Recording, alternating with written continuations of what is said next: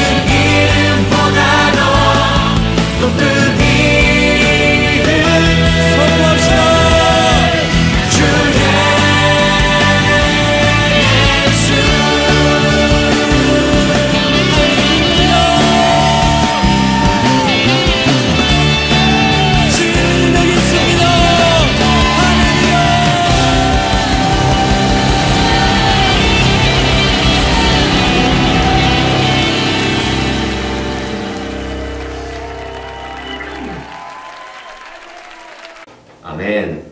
네, 감사합니다. 제가 잠시 기도하겠습니다. 사랑과 은혜가 풍성하신 하나님 아버지, 오늘도 주님 앞에 나아옵니다.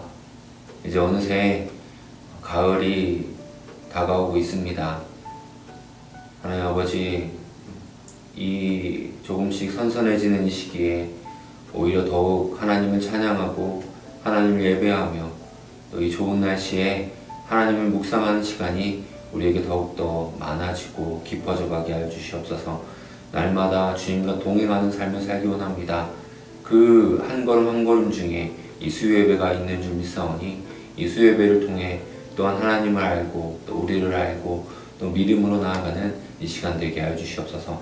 주님께서 함께 하실 걸 믿으며 살아계신 예수님의 이름으로 기도드립니다. 아멘. 네, 감사합니다. 오늘은 풍성교회 우리 수요예배 그동안에 저와 함께 4주간 함께 이제 소이름문답 총 4단원 9문에서 22문까지를 함께 살펴보았는데요. 오늘은 그 4단원, 4개의 단원의 핵심 키워드 또 핵심 내용이 무엇이었는지 좀 간단하게 살펴보고 그에 따라서 어떤 질문들이 좀 이슈들이 있는지 같이 또 이야기해보고 또 그래서 새로운 은혜들을 함께 나눠보는 시간 되었으면 좋겠습니다. 먼저 이 네 단원 구문에서 22문까지를 함께 살펴보았는데 이 네 단원의 핵심 키워드가 있습니다. 핵심 키워드가 무엇일까요? 여기 화면에 띄어져 있듯이 구문에서 10문까지는 창조입니다. 그리고 11문에서 12문까지는 섭리, 그리고 13에서 19문까지는 타락, 또 20에서 22문까지는 무엇이죠? 중보자 그리스도입니다. 이 창조, 섭리, 타락, 중보자 그리스도에 대해서 우리가 함께 은혜를 나눠보았죠. 한번 이렇게 쭉 그 핵심 내용들을 다시 한번 리마인드 해보면서 또 은혜들을 나눠보았으면 좋겠습니다. 자, 9에서 10문 창조입니다. 창조의 이 핵심은 또 무엇이었나요? 이 키워드가 창조였는데 그 내용의 핵심은 무엇이냐면 하나님께서 이 세상을 창조하셨습니다. 그리고 거기서 끝나는 것이 아니라 사람을 창조하셨습니다. 그리고 온 세상 만물 중에 빛과 어둠과 땅과 바다와 또 저 온 우주와 그리고 이 동물과 또 식물과 모든 어류와 이 세상의 모든 만물 중에 오직 사람만이 유일하게 하나님의 형상으로 창조되었습니다. 하나님께서 그렇게 창조하셨죠. 왜요? 하나님의 영광을 위해서입니다. 이게 우리 창조의 구문에서 신문까지의 내용의 핵심이죠. 우리는 모두 하나님의 형상으로 지음받았고 그 지음받은 목적대로 하나님의 영광을 위해 우리는 하루하루 삶을 살아가야 한다는 것입니다. 하나님의 형상대로 지어진 우리가 하나님이 지으신 목적들의 삶을 온전히 살아가시길 우리 모든 성도님들 되시길 소원합니다. 이 창조와 관련하여 조금 엉뚱하지만 외계인 이야기를 해보려고 합니다. 정말 오래전부터 지금까지도 많은 이슈가 되고 있는 것이 이 외계인이 있느냐 없느냐이죠. 우리나라도 이제 로켓도 발사하고 인공위성도 쏘아 올리고 그러면서 우주에 대해서 더욱더 깊이 연구하고 알아갈 수 있는 나라가 되었습니다. 전 세계적으로 이 우주에 대한 또 외계인이 존재하느냐에 대한 궁금증과 그것을 해결하기 위한 노력들이 계속해서 이루어져 가고 있죠. 그런데 만약 외계인이 있다면, 외계인이 저 우주 어딘가에 있다면 우리의 믿음은 어떻게 달라질까요? 외계인이 존재할까라는 질문에서 정말 외계인이 존재한다면 우리의 믿음은 어떻게 될까? 라는 질문들은 우리는 종종 해보곤 합니다. 이렇게 한번 생각해 볼까요? 올 가을에 지구의 어느 별에서 외계인들이 이 우주의 어느 별에서 외계인들이 지구에 방문하겠다고 통보를 했다고 한번 생각해 봅시다. 그 통보는 방송을 통해 온 세계에 전해졌고 도착 예정일은 얼마 안 남은 추석인 9월 10일로 잡혔다고 생각해 볼까요? 자, 그렇다면 우리 기독교계는 어떤 입장을 표명하게 될까요? 아마 정말 난리가 날 것입니다. 이것에 대한 수많은 이야기들이 우리 기독교계뿐만 아니라 세상적으로 되게 많아지겠죠. 여러분은 어떨 것 같아요? 어떤 느낌이실 것 같습니까? 당장 추석에 외계인이 방문한다는 그런 방송이 나온다면 굉장히 당황스럽고 또 당혹스럽고 우리의 믿음의 근간이 흔들릴 것만 같은 충격에 휩싸일지도 모르겠습니다. 이 외계인에 대한 이야기를 하려면 먼저 외계인이라는 것이 무엇인지 정의를 내려봐야겠죠. 한자 뜻대로 한다면 이 외계인, 그 한자 뜻대로 한다면 지구 밖에 저 우주의 다른 별에 사는 인간입니다. 그 정도가 되겠죠. 우주에 사는 인간, 사람 인자가 들어가니까. 그래서 만약 화성에서 바퀴벌레랑 닮은 어떤 곤충과 같은 것을 발견했다고 해서 그것을 보고 외계인이라 칭하진 않습니다. 그렇겠죠? 화성에도 벌레가 있다, 뭐 그런 정도일 것입니다.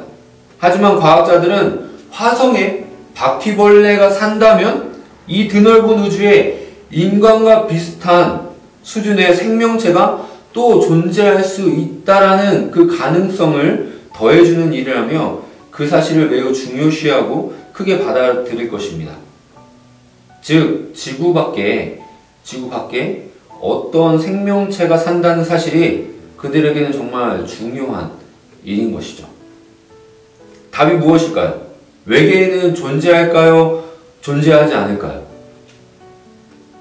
지금까지의 연구 결과, 수많은 탐험의 결과로는 정확한 대답은 아직 모른다 아닐까요? 대부분의 과학자들은 있을 것이다 라고 주장하지만 결론은 이제 아직은 모르는 거죠. 발견되지 않았으니까. 성경은 외계인에 대해 따로 설명하고 있지 않기 때문에 외계인이 있는지 없는지 성경에서 답을 찾으려고 해서는 안 되겠죠. 그렇다고 어떤 저명한 신학자나 또 교회 목사님께 질문해 보면 어떨까요? 당연히 목사님도 모르시죠. 신학자도 모를 것입니다. 그것은 과학자의 몫입니다.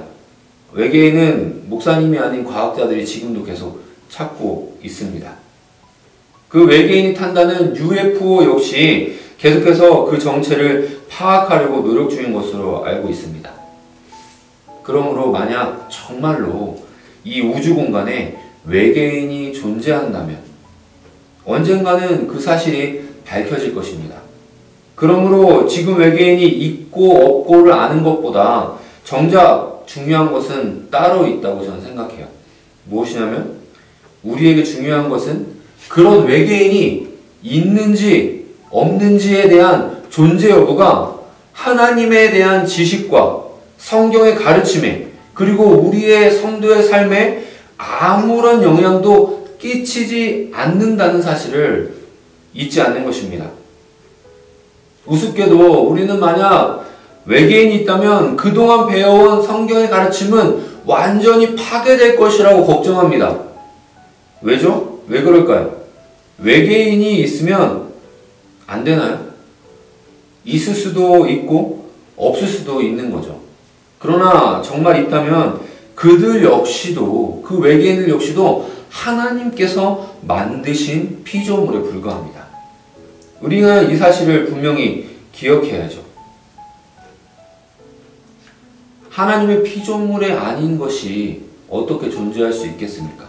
다시 말하면 외계인이 있다고 해서 하나님이 하나님 되심과 그분의 섭리 가운데 다스림을 받는 피조물 관계에 그 어떤 변화도 주지 않는다는 것입니다. 그 외계인 역시 하나님께서 창조하신 피조물이라고 우리는 믿는 것입니다. 어떤 경우에도 하나님은 창조주 하나님이시며 그의 주권은 변함이 없습니다. 외계인의 존재가 하나님의 존재를 부정하거나 하나님의 능력을 부정하지도 않습니다. 우리는 이 사실을 분명히 기억하셨으면 좋겠어요. 외계인이 있는지 없는지가 중요한 것이 아니라 있든 없든 간에 하나님의 존재와 또 다스리심과 하나님의 창조하심과 하나님의 하나님 되심에는 전혀 어떠한 흠집도 날 수 없다는 것입니다. 그 외계인 역시 하나님의 피조물이기 때문이죠. 이 사실을 우리 특별히 자녀들이 외계인에 대해 관심을 가진다면 분명히 잘 가르쳐 주셨으면 좋겠어요. 자, 우리 11문에서 12문 섭리의 핵심은 무엇인가요? 섭리의 핵심은 하나님께서 세상에서 되어가는 모든 일들을 다 계획 가운데, 하나님의 그 크신 계획 가운데 의도하셔서 그 일들을 통해 결국 하나님께서 원하시는 뜻대로 이루어 가신다 입니다. 그것이 섭리이죠. 하나님의 섭리. 하나님께서 그 뜻대로 이루어 가신다는 것입니다. 그래서 이제 아담과 하와가 하나님이 창조하신 첫 번째 사람들이 나오죠. 아담과 하와가 나오는데 그들이 따먹은 열매는 그렇다면 어떤 열매일까요? 우리 보기가 있죠. 사과, 무화과, 배, 올리브 열매. 어떤 것일까요? 많은 사람들이 무화과일 것이다 라고 얘기하는 경우들이 많이 있습니다. 또 올리브 열매이다 라고 말하는 경우도 있고, 또 우리가 주로 이제 예화나 이런 것들을 보면 사과 모양을 할 때가 많이 있죠. 여러분은 어떤 과일이었을 거라 생각하세요? 그러면 또 어떤 모양인지 알 수 없지만 그 열매는 대체 어떤 효력이 있어서 그렇게 됐을까요? 눈이 밝아졌다고 하는데 무슨 성분이 들어있을까요? 혹시 이런 생각을 해보신 적 있으신가요? 그런데 우리가 이 아담과 하와가 따먹은 선악과를 생각할 때 중요하게 생각해야 하는 것은 선악을 알게 하는 나무 열매를 먹지 않는다는, 하나님이 먹지 말라 하셨기 때문에 먹지 않는다는 그 최소한의 표현으로, 최소한의 그 순종으로 그가 하나님의 말씀대로 순종하는 신앙 고백을 하는 것입니다.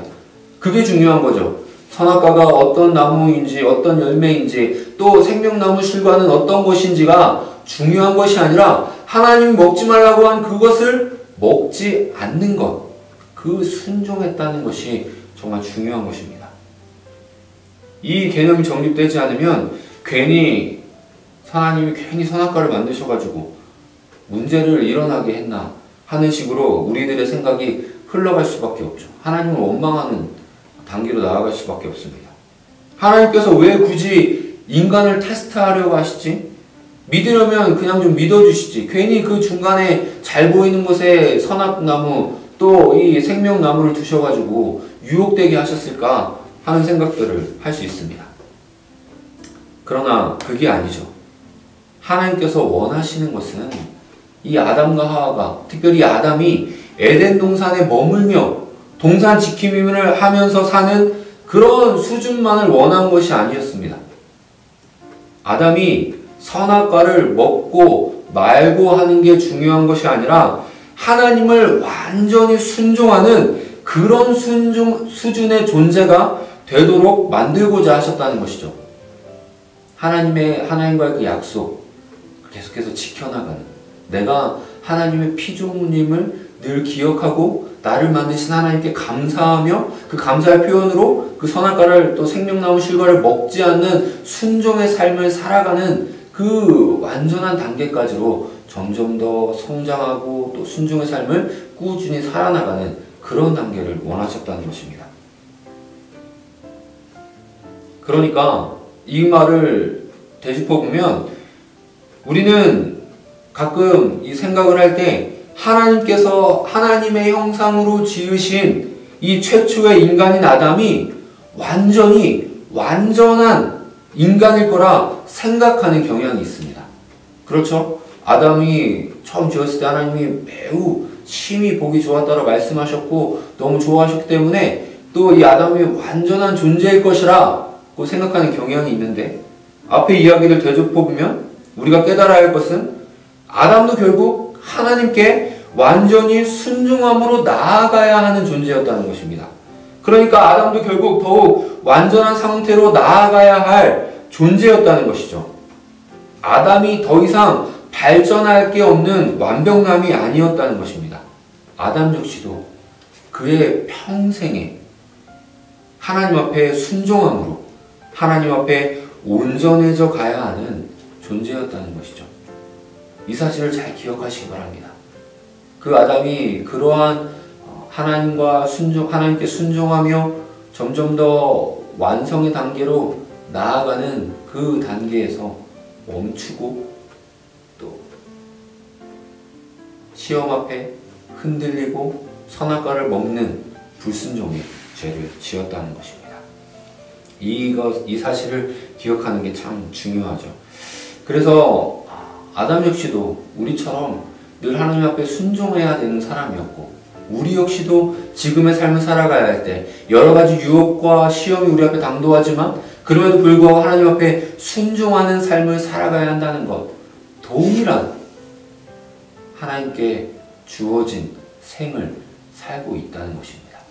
그 사실을 꼭 기억하시고 순종의 은혜를 누리시는 성도님들 되셨으면 좋겠습니다. 네, 13문에서 19문의 타락의 핵심은 이 표를 보시면 인류의 대표 누구죠? 아담을 하나님 만드셨고 그 아담이 어떻게 했나요? 아담이 범죄했고 또 또 아담이 그 범죄함으로 아담이 타락하였고, 근데 그 아담은 인류의 대표였기 때문에 어떻게 되죠? 모든 인류가 타락하게 되고, 그 아담 이후에 태어난 모든 인류는 우리까지도 죄와 비참함의 상태에 이르게 된다는 것. 그것이 우리 타락의 13문 19문에 이르는 그 소유리 문답 타락의 핵심 내용입니다. 우리는 죄와 비참함의 상태에 머무를 수밖에 없고, 또 그것을 해결할 수 있는 방법은 우리에게 있지 않습니다. 이 사실을 아는 것이 중요하죠. 우리 어떤 선행도, 우리 어떤 능력도, 우리의 어떤 착함도 하나님과의 단절된 죄와 비참함의 상태에서 벗어날 수 있는 능력은 우리에게 없다는 것이 이 13문에서 19문의 타락의 핵심입니다. 그렇다면 혹시 동양 철학을 공부해 본 적 있으신가요? 동양 철학을 보면 이 여러 가지 서양 철학이든 동양 철학이든 이 철학에서 인간의 본성에 대한 연구를 굉장히 많이 하잖아요. 특히 이 동양 철학에서 인간은 태어날 때부터 선한 존재인가 악한 존재인가에 대해 고민하고 주장했던 사람들이 있습니다. 그래서 맹자는 성선설을 주장하고 또 순자는 성악설을 주장했죠. 성선설은 무엇이죠? 들어보셨죠? 인간의 본성을 선으로 보는 것입니다. 맹자는 모든 인간의 마음에 본래 선에 대한 가능성이 내재해 있다고 보는 것이죠. 원래 선하게 태어났다는 것입니다. 반면 성악설은 인간의 본성을 악으로 보고, 정말 인간 본래의 성질은 악하며 선하다고 하는 것은 후천적으로 이루어진 결과라고 주장합니다. 여러분은 어떻게 생각하시나요? 성선설이라 생각하시나요? 성악설이라 생각하시나요? 그렇다면 성경은 어떻게 말하고 있을까요? 성경은 인간에게 원죄와 자범죄를 갖고 있다라고, 원래 죄와 비참한 상태로 태어난다라고 말씀하시기 때문에 성악설을 이야기한다고 볼 수 있습니다. 그러나 순자가 이야기하는 성악설과 분명히 다른 점이 있습니다. 무엇일까요? 성악설의 근본적인 주장은 인간의 본성이 전적으로 악하다는 것에 초점을 둔 것이 아니라 단지 인간이 너무나도 악을 행하기 쉬운 존재라는 것을 말하고자 한다는 점입니다. 다시 말해 성악설조차도 인간이 끊임없는 노력과 정진을 한다면 성인 군자의 어떤 완성된 인간의 모습에, 그런 존재에 이룰 수 있다고 해서 인간적인 노력의 중요성을 강조했다는 것입니다. 그러나 성경은 너무나도 단호하고 직설적으로 인간의 본성에 대해 말씀하고 있습니다.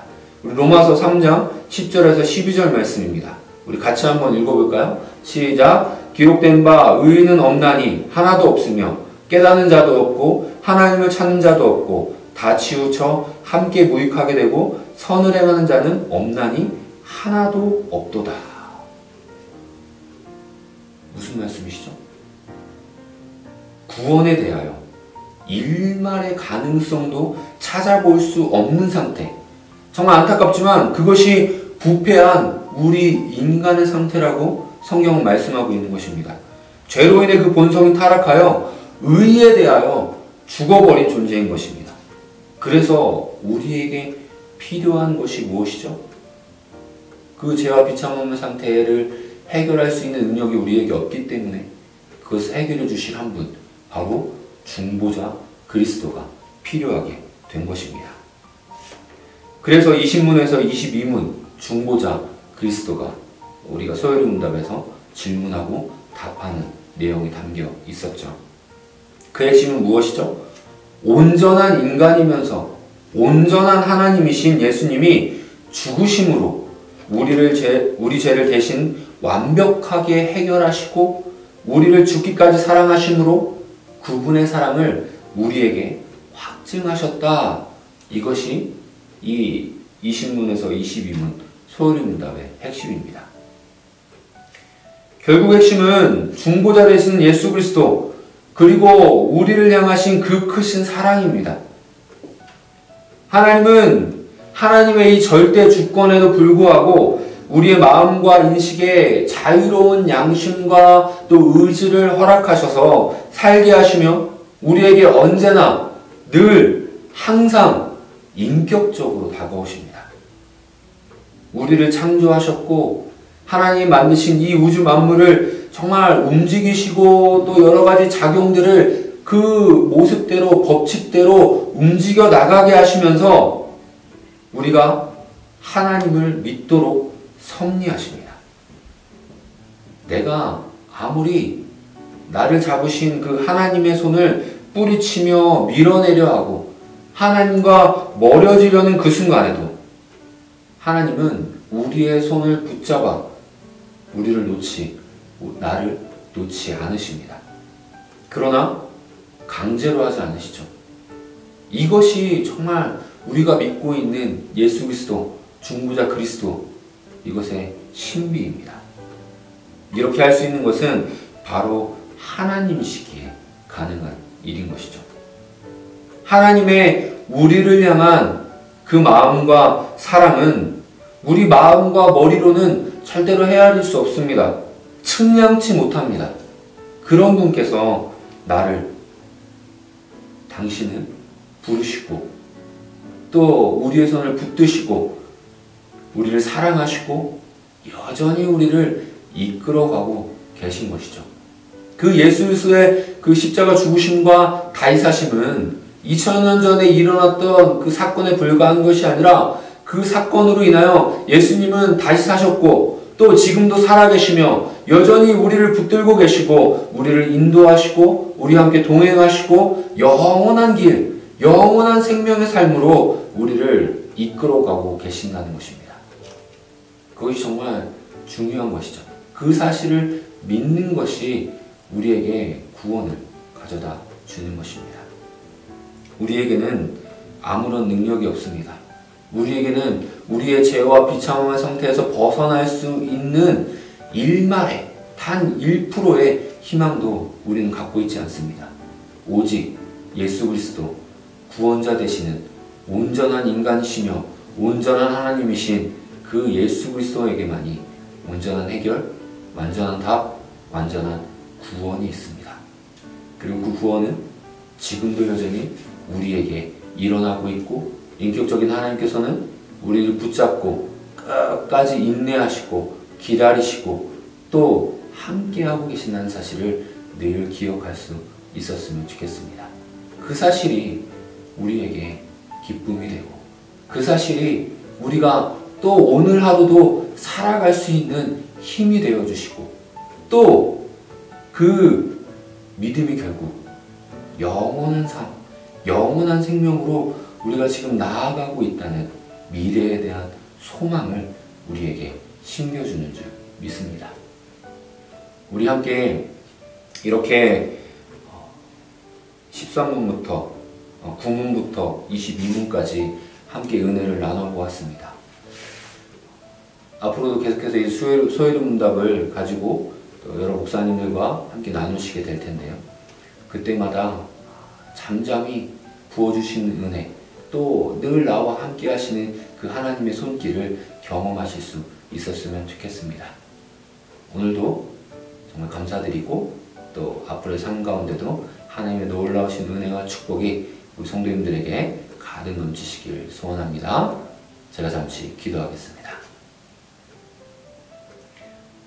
사랑과 은혜가 풍성하신 하나님 아버지, 오늘 또 함께 은혜를 나눈 소요리 문답을 총정리하며 또 여러 가지 질문들을 함께 나누어 보며 나를 향하신 그 크신 하나님의 사랑, 나를 위해 죽으시고 다시 사신 그 예수 그리스도, 정말 우리가 순종의 단계로 완전의 단계로 구원의 그 성취를 위하여 나아가고 있음을 깨닫고 또 그 은혜에 감사하는 시간을 가질 수 있게 하심에 감사드립니다. 그 예수 그리스도가 여전히 우리를 붙들고 계시고 우리와 함께하고 계시고 그 크신 사랑으로 우리를 인도하신다는 그 사실을 잊지 않게 해주시고 그 믿음으로 현재를 살아가며 또 구원의 그 미래를 소망하며 살아가는 우리들 되게 하여 주시옵소서. 날마다 지키시고 보호하실 걸 믿으며 살아계신 예수님의 이름으로 기도드립니다. 아멘. 네, 오늘도 이렇게 수요예배에 함께 참여해 주셔서 감사합니다. 오늘 하루의 삶 가운데도 하나님의 놀라우신 은혜와 축복이 가득 넘치시길 바랍니다. 감사합니다.